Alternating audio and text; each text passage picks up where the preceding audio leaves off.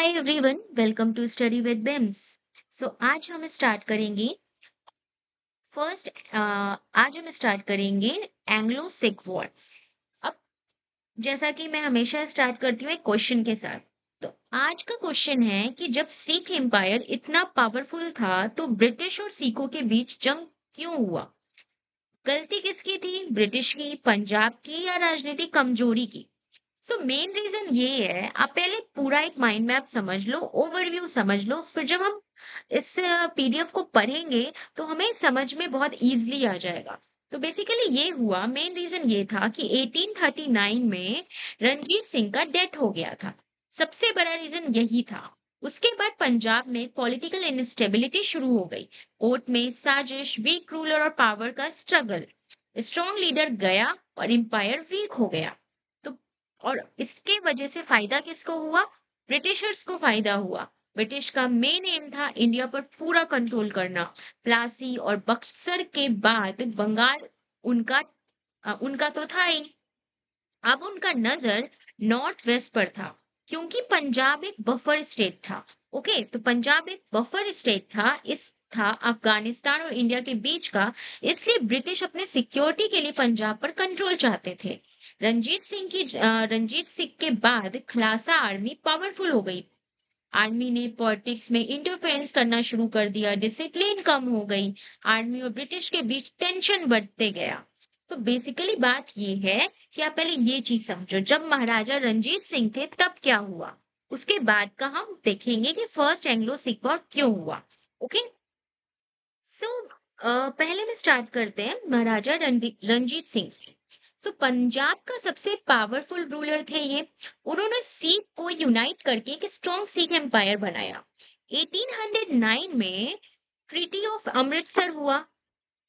British ने कहा कि सतलज के ईस्ट में आप नहीं आएंगे। मतलब उन्होंने boundary set along a Sutlej river, restrict Ranjit Singh from the crossing east of Sutlej. तो इसमें क्या हुआ? ट्रीटी ऑफ अमृतसर हुआ, जिसमें ब्रिटिश और सिख के बीच में ये अमृतसर का ट्रीटी हुआ था। और और यहीं से ब्रिटिश और सिख एम्पायर के बीच में टेंशन शुरू हुआ। ओके, तो ये आपने समझ लिया कि ट्रीटी ऑफ अमृतसर कब हुआ, ये सबसे ज्यादा इंपॉर्टेंट है। याद रखिएगा, Maharaja Ranjit Singh also known as Sher e Punjab, याद रखना है ये। और 809 में ये ट्रीटी हुआ। ट्रीटी किस लिए हुआ? क्योंकि ब्रिटिश ने बाउंड्री सेट कर लिया था सतलज रिवर पे, restriction to crossing east of Sutlej. Okay, चलिए अब स्टार्ट करते हैं फर्स्ट एंग्लो सिख वॉर। तो क्वेश्चन ये है कि ये हुआ क्यों। मैंने आपको बताया कि 1839 में क्या हुआ था कि रंजीत सिंह का डेथ हो गया था। तो रंजीत सिंह के बाद खालसा आर्मी पावरफुल हो गई। आर्मी ने पॉलिटिक्स में इंटरफेरेंस करना शुरू कर दिया।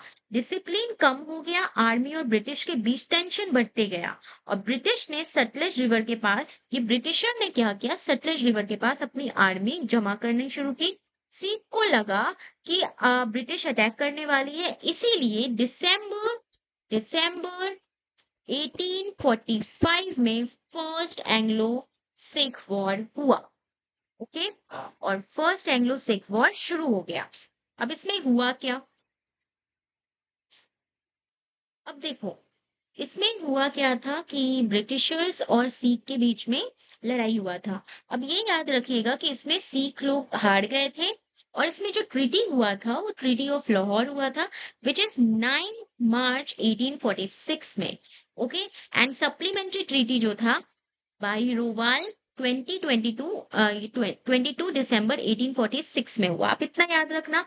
बेसिकली अब पंजाब ऑफिशियली ब्रिटिश कंट्रोल में आने लगा और महाराजा दिलीप सिंह को माइनर रूलर बना दिया गया। ये भी याद रखिएगा कि महाराजा दिलीप सिंह को माइनर रूलर बना दिया गया।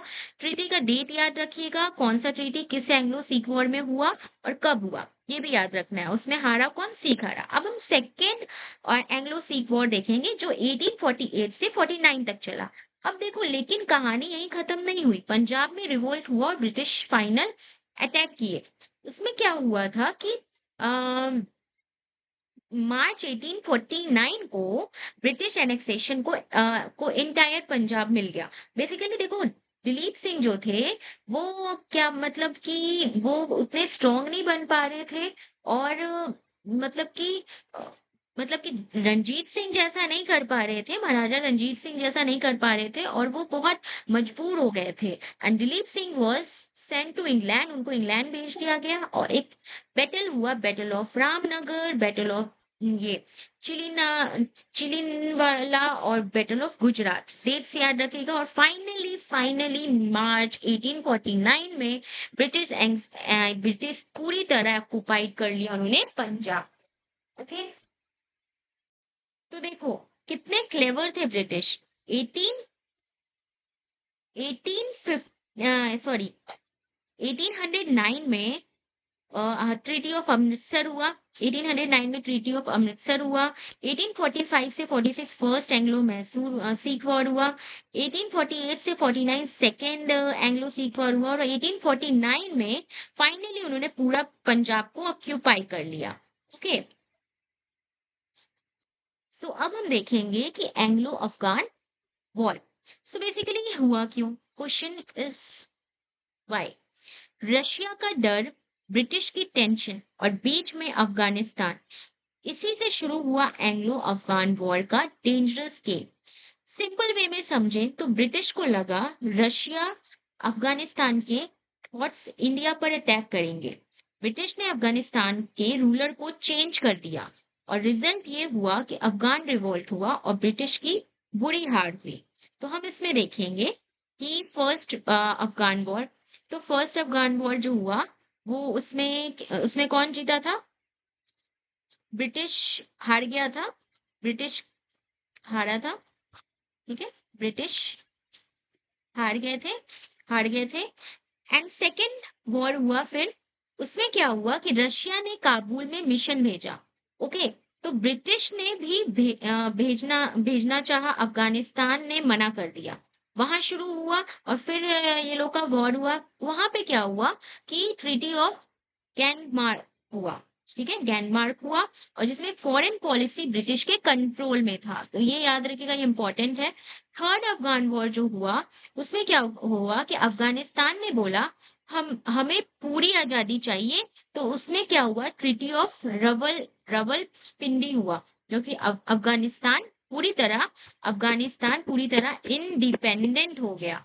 ओके, अफगानिस्तान इंडिपेंडेंट हो गया।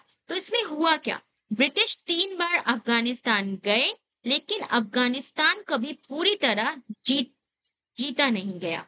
मतलब तीनों में ब्रिटिश पूरी तरह जीत नहीं पाए। Sindh region annexed by the British 1843, वो सिर्फ सिंध तक ही मतलब सीमित थे, वो अफगानिस्तान पे कब्जा नहीं कर पाए। अब क्या हुआ कि अब ब्रिटिश का नजर बर्मा पे था। तो नॉर्थ ईस्ट इंडिया का फ्यूचर डिसाइड हुआ बर्मा की जंग से। ब्रिटिश और बर्मा के बीच 3 वॉर हुए और रिजल्ट पूरा बर्मा ब्रिटिश के कब्जे में आ गया। फर्स्ट एंग्लो बर्मा अगर हम वॉर देखेंगे तो 1824 से 26 तक चला और इसमें बर्मा ने आसाम और मणिपुर पर कब्जा किया। ब्रिटिश को अपनी बंगाल ट्रीटी का डर हुआ। वॉर शुरू हुआ, ट्रीटी ऑफ यंडाबो यंडाबो हुआ और असम मणिपुर ब्रिटिश के पास चला गया। तो ब्रिटिश कैप्चर असम और यहाँ पे एक ऐड करिएगा मणिपुर। ओके, तो ये मणिपुर भी था इसमें। ओके, अब आएंगे हम सेकेंड एंग्लो बर्मा वॉर का। तो 1852 से 53 तक चला। इसमें रंगून में ब्रिटिश ट्रेडर के साथ डिस्प्यूट किया और लॉर्ड डलहौजी की एक्सपेंशन पॉलिसी आई।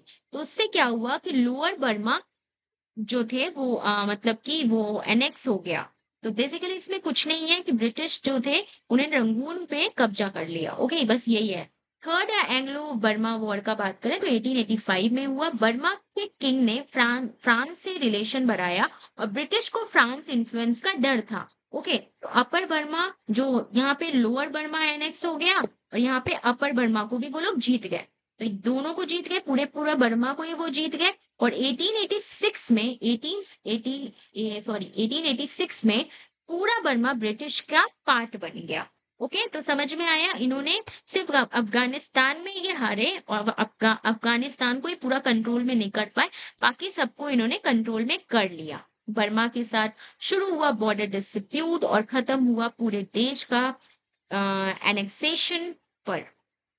ओके, सो ये हमारा सारा बैटल्स हमने कंप्लीट कर लिया। हमने स्टार्ट किया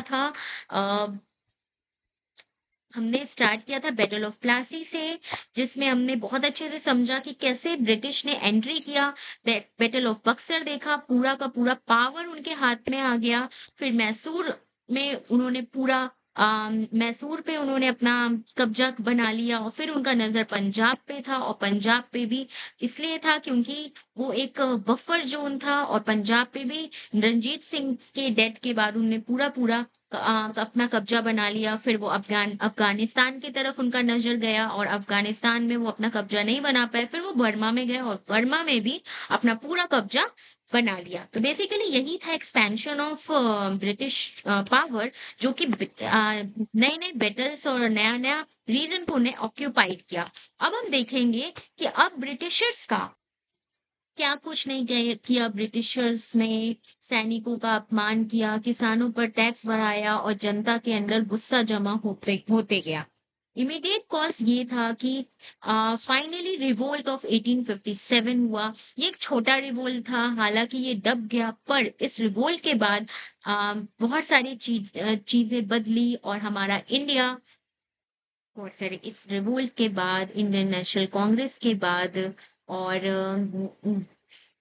फिर आए नया दौर, बंगाल विभाजन, जलियांवाला बाग, असहयोग आंदोलन, सो मैनी। तो रिजल्ट उसकी वजह से ये हुआ कि 15 अगस्त 1747 में भारत आजाद हुआ, लेकिन साथ में विभाजन भी, मतलब कि डिवाइड का पेन भी था। तो ये हम सब नेक्स्ट लेक्चर में अच्छे से देखेंगे। स्टार्ट करेंगे revolt of 1857। Stay connected with our channel and keep subscribing us, and comment कीजिएगा जहां पे भी आपको प्रॉब्लम लगे, वीडियो कैसा लगा, प्लीज कमेंट कीजिएगा।